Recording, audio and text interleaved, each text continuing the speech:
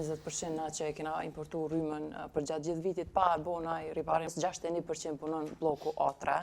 Na e kena para pas LDK me mbyllat pjesë, me bo një central 3 me gaz. Njerë bëj lerat, tani filterat, import. A din që shjeta, para se me folë për plan të energjisë elektrike, spari dohet me siguru që kena me bo importin.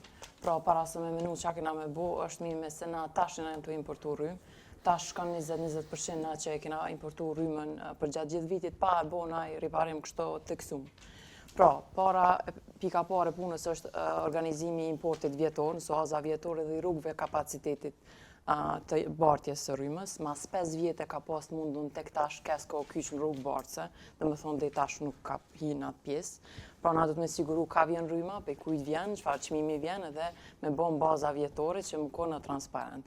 E dyta, për shkak që Kosova punon 60%, më pak se 7% kohës, 61% punon bloku A3, na e kena para pas LDK me mbyllat pjesë, po gjithmonë me një studim fizibiliteti, para prak që me ditë çka më urujt, çka jo. Në Kosovë mbej me investu edhe për ka saj me bo një central 3 me gaz. Në ndërkohë, do të më liru byrokracia në panele solare edhe në centrale tjera, ashtu që bërejt ose burime të ripërtërshme edhe për konsum të bizneseve, po edhe nga ana shtetit, me shku paralelisht se për ndryshe nuk nas kena nevoj me importu 10 vjetë desa t'i ndreqim. Sanët, për shambull B2, që tash nuk ka punu 154 dit, 365 dit i ka krejt.